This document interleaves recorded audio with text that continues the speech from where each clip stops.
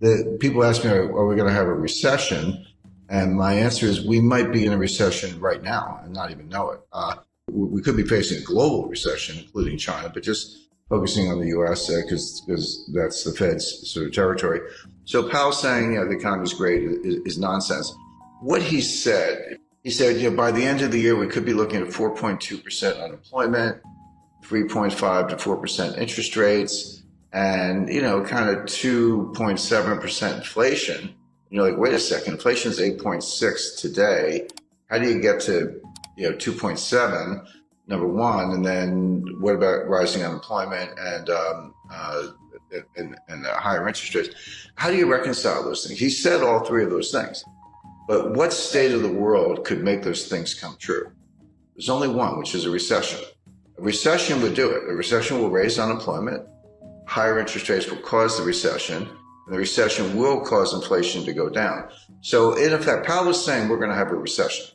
Inflation, prices go up, so we understand that, or maybe put differently, the value of your money goes down. You don't get as much for your money, same thing. But inflation, broadly speaking, has two causes. One is called, not to get too technical, but it's called cost push. This comes from the supply side. So there's a shortage of oil, and we've got a financial and economic war going on between Russia and the United States. U.S. really started, but U.S., EU, Canada, Australia, Japan versus Russia. That's obviously disrupting supply chain, cutting down energy supply, causing the price of oil to go up, et cetera. So that's coming from the supply side. And you're exactly right. The Fed can't drill for oil. The Fed can't plant wheat. The Fed can't make semiconductors. So they can't do anything about this. And the supply chains are breaking down. They were breaking down before the war in Ukraine, but Ukraine has made it worse. The other source of inflation is called demand pull. And this is why individuals, you, me, and all of our viewers and, everyday Canadians and Americans worry about inflation. We say, well, I'm just thinking about buying a refrigerator. Better buy it now before the price goes up, or the car, house, or whatever it might be.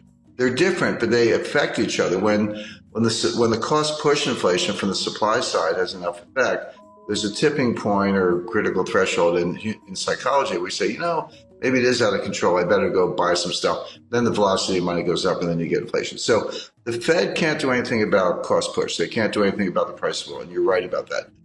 But they're looking at the demand side, saying, hey, if this supply thing goes on long enough, eventually the psychology will change and we'll get demand pull and behavioral, and that is really hard to change. So what they're trying to do, they know they can't change the supply side, but they're trying to squash the demand side before it gets out of control. Now, the question, of course, is can they do it? The answer is they can do it, but at what cost? So a general rule of thumb, this is really simple.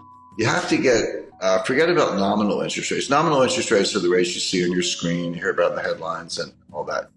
Real interest rates are nominal interest rates minus inflation. Take the inflation out and see what's left. Well, right now, real interest rates are about 2%, actually 1.75% under the Fed policy rate. Inflation's 8.6%. So, just round numbers, 1.5 minus 8.5, that makes the inflation rate -7. That's nowhere near. It's got to be +2. Real rates have to be +2 to squash inflation. Right now, they're -7. So that implies that the Fed has to raise interest rates to 10.5% to get to +2 real interest rates. That's never going to happen. They're never going to get there. They will destroy the economy long before they get there. So the Fed has no hope of squashing inflation from the demand side, as you described, by raising rates, unless inflation comes down for other reasons. So what they're going to do, they're going to keep raising rates, 2, 2.5, 3, 3.5, 4, hope that inflation comes down from 8 to maybe 3, although I think that's a stretch. You could get into positive real rate territory, but they're really far away from it. So I think, by the way, I described what they're trying to do. I should make it clear they're going to fail. The only way inflation comes down, the way we're talking about, is if they trash the economy, a severe recession. If that happens, you say, well, do people still need to put gas in their cars? Well, you're right, but not if they're unemployed, because they're not going to work.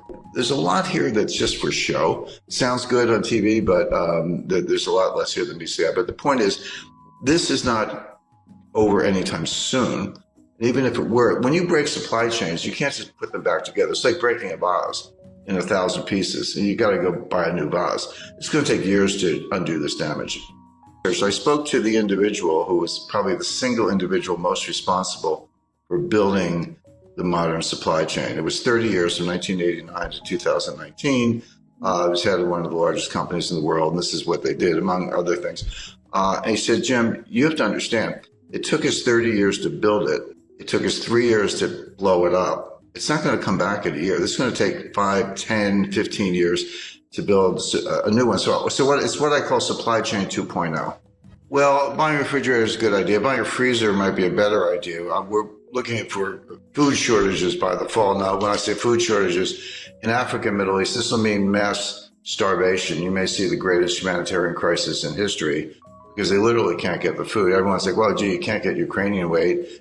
What's the big deal? Buy it from somewhere else. There is nowhere else. Canada and the United States grow an enormous amount of wheat, but we use most of it internally, and we feed, because it's not for humans, by the way, we feed our animals. This is how you feed cows, pigs. This is how you get beef and pork. This is an example of the supply chain, how it filters all the way through. So you would expect higher prices to persist. You would expect food shortages. Buying a freezer is not a bad idea. The future supply chain is going to be, it goes by different names. Janet Yellen calls it friendshoring. Macron calls it constellation. I call it a college of nations, but basically we'll have supply chains and trade, but it'll be sort of members only. So US, Canada, Australia, Europe, others, Japan, will be invited to join, but not China. Russia is going to be in the waiting room for a while. We should be better allies with Russia, but the Democrats in the United States have pretty much made that impossible, at least for the short run. And then there'll be other countries that are kind of neutral in that scheme, Brazil, India, and others. But the point is you'll still have trade and you'll have supply chains, but it'll be kind of friendly countries, members only, and exclude China. So that decoupling is going to go ahead. The Chinese seem to be not only fine with it, but they're actually leading the way. Semiconductor manufacturing is moving back to the United States. The 20 billion of new semiconductor plants from Intel. And why is Taiwan Semiconductor spending over $5 billion to build new semiconductor fabrication plants in the United States? Well, obviously because they're worried about China. We're reshuffling the deck, but none of this stuff is easy. Semiconductor plants take 5 years to build. A new refinery, forget it. That's like 7 to 10 years. We haven't had one in the United States since 1977. So it's going to take a while to do all this. Well, we can do it. So if I said we're definitely going to have inflation, you would know what to do. You'd buy gold, hard assets, land, silver, treasury notes, government bonds, etc. If I said we're definitely going to have deflation, you would also know what to do. You would reduce leverage. You would have more cash, and there are other assets you could go into. The problem is we could have both. There's no question we have inflation right now. It's front and center. But if the Fed squashes it and causes a recession or worse, you could flip to deflation very quickly. So this is going to sound like an obvious statement. What you want is diversification. Sounds obvious, but most people don't know what diversification is.